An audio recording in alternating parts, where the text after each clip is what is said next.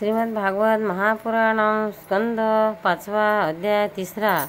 नाभिराजाचे चरित्र. शुकाचार्य म्हणतात, नाभिराजाने भार्या मेरुदेवीसह पुत्र कामनेने एकाग्रपूर्वक भगवान यज्ञपुरुषाचे पूजन केले. भगवान जरी द्रव्य, देश, काल, मंत्र, ऋषित्वज, दक्षिणा आणि विधी या साधनाने संपन्न यज्ञाने प्राप्त होत नसले तरी ते भक्तबल असल्यामुळे जेव्हा नाभीचे श्रद्धापूर्वक विशुद्ध भावाने त्यांची आराधना केली तेव्हा त्यांचे चित्त आपल्या भक्ताच्या इच्छित हेतू साध्य करण्यासाठी उत्सुक झाले. त्याचे स्वरूप जरी सर्वथ्य स्वतंत्र असले तरी त्यांनी प्रवग्य कर्माचे अनुष्ठान सुरू होताच नाभीचे मन आणि नेत्राचा आनंद देणाऱ्या अवयवाने युक्त असा अतिसुंदर हृदयाकर्षक रूपात स्वतःला प्रगट केले.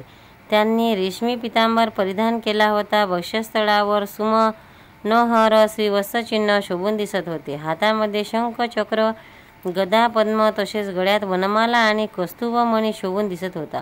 संपूर्ण शरीराच्या अंगप्रत्यंगाची क्रांती वाढवणाऱ्या किरणांनी आच्छादलेला परिमय मुकुट, कुंडले, कंकणे, कंबरपट्टा, हार, बाजूबंद, नुपुर इत्यादी अलंकारांनी ते शोभून दिसत होते.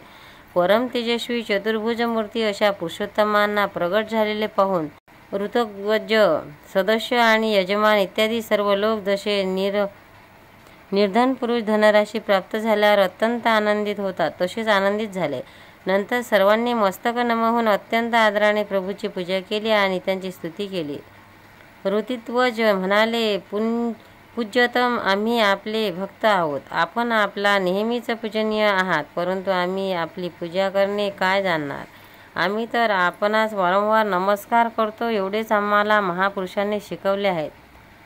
आपण प्रकृती आणि पुरुष यांच्या पलीकडील आहात. 3 गुणांचे कार्य असल्याचे प्रपंचात बुद्धी गुंतवल्याने आपले गुणगान करण्यास असमर्थ असल्याने असा कोणता पुरुष आपल्या प्रकृत नाम, रूप आणि आकृतीद्वारा साक्षात परमेश्वर अशा आपल्या स्वरूपाचे निरूपण करू शकेल. करायचेच झाले तर सर्व लोकांचे दुःख निरसन करणाऱ्या आपल्या परममंगलमय गुणांपैकी काही गुणाचेच वर्णन करू शकेल. परंतु प्रभो, जरी आपल्या भक्तांनी प्रेम सद्गत वाणीने स्तुती करीत पवित्र पाणी, तुळशी, दुर्वा यांनी आपली पूजा केली तर आपण सर्व प्रकारे संतुष्ट होता. आम्हाला तर प्रेमाशिवाय या द्रव्य कालादी अनेक अंगाच्या यज्ञाशी आपला काही संबंध आहे असे वाटत नाही. कारण आपल्या स्वतःपासूनच क्षणाक्षणाला जो सर्व पुरुषार्थाचे फलस्वरूप असा परमानंद स्वभावताच नेहमी प्रगट होत असतो, त्याच्या आपणच साक्षात स्वरूप आहात. अशा प्रकारे आपल्याला जरी या यज्ञादिकांची काही अपेक्षा नसली तरी अनेक प्रकारच्या कामनांच्या पूर्ततेची इच्छा करणाऱ्या आमच्यासाठी तर मनोरथ सिद्धीचे योग्य साधन हेच आहे ना. आपण ब्रह्मादी देव श्रेष्ठ देवापेक्षाही श्रेष्ठ आहात. आमचे परम कल्याण कशात आहे हे सुद्धा आम्ही जाणत नाही आणि आमच्याकडील आपली यथायोग्य पूजासुद्धा झाली नाही. तरीसुद्धा ज्याप्रमाणे ज्ञानीपुरुष न बोलावताही केवळ करुणाभावाने उद्युक्त होऊन अज्ञानी पुरुषाकडे जातात, त्याचप्रमाणे आपण सुद्धा आपल्याला आपले परमपद, मोक्ष आणि आमच्या इच्छित वस्तू देण्यासाठी इतर यज्ञ इच्छिणाऱ्या देवाप्रमाणेच येथे प्रगट झाला आहात. हे पूज्यतम ब्रह्मा, देवादी समस्त वर देण्यामध्ये श्रेष्ठ असून आपण राजर्षी नाभीच्या या यज्ञशाळेत साक्षात आमच्या समोर प्रगट झाला आहात. हाच आपण आम्हाला सर्वश्रेष्ठ वर दिला आहे. आता आम्ही आणखी कोणता वर मागावा. प्रभू, आपल्या गुणसमुच्चयाचे गायन परम मंगलमय आहे. ज्यांनी वैराग्याचे प्रज्वलित झालेल्या ज्ञानाग्नीच्या द्वारे आपल्या अंतःकरणातील राग, द्वेषादी संपूर्ण मळ जाळून टाकले आहेत, तसेच ज्यांचा स्वभाव आपल्यासारखा शांत आहे, ते आत्मा राममुनीसुद्धा नेहमी आपल्या गुणांनीच गायन करीत असतात. म्हणून आम्ही आमच्याकडे एवढाच वर मागतो की कोठेतरी पडल्यावर, ठेच लागल्यावर, शिंक आल्याची किंवा जांभळी आल्यानंतर, संकटाच्या वेळी, त्याचबरोबर तपाचे फणफणीने वेळी, अगर मरणसमयी आम्हाला आपले स्मरण होणे कठीण असेल तरी कोणत्याही प्रकारे का होईना आपल्या सर्व दोषांचा नाश करणाऱ्या भक्तवत्सल दीनबंधू इत्यादी गुणवाचक नामाचे आम्ही उच्चारण करू शकू.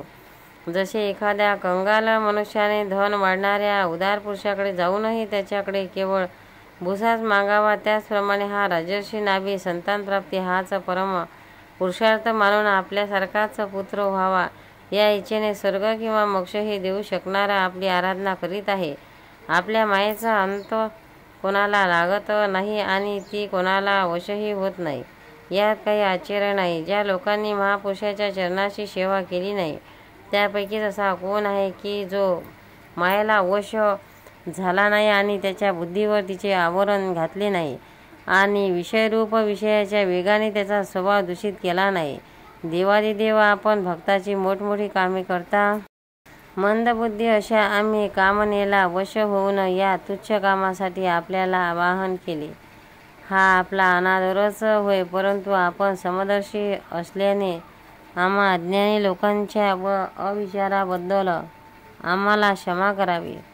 शुकाचार्य म्हणतात, महाराज वर्षाधिपती नाभीच्या पूज्य ऋत्विजांनी प्रभूच्या चरणांना वंदन करून जेव्हा वरील स्तोत्राने त्याची स्तुती केली तेव्हा देवश्रेष्ठ श्रीहरी त्यांची करुणा येऊ असे म्हणाले.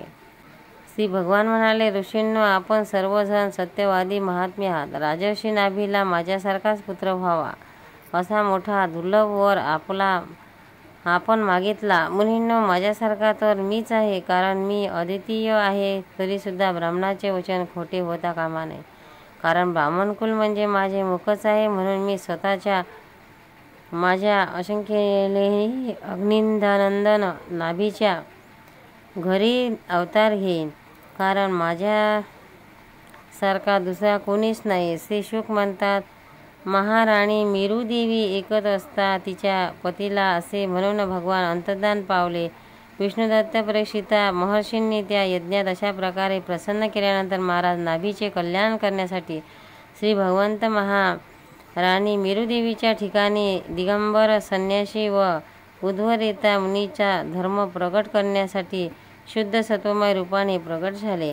गोपाल कृष्ण भगवान की जय. पंढरीनाथ भगवान की जय. भक्तांना व्हिडिओ आवडल्यास व्हिडिओला लाईक करा, शेअर करा, सबस्क्राईब करा. तसेच बाजूला असलेल्या बेलवर क्लिक करा, म्हणजे याच्यापुढील सर्व व्हिडिओ तुम्हाला सर्वात आधी मिळत जातील. जय श्री कृष्ण.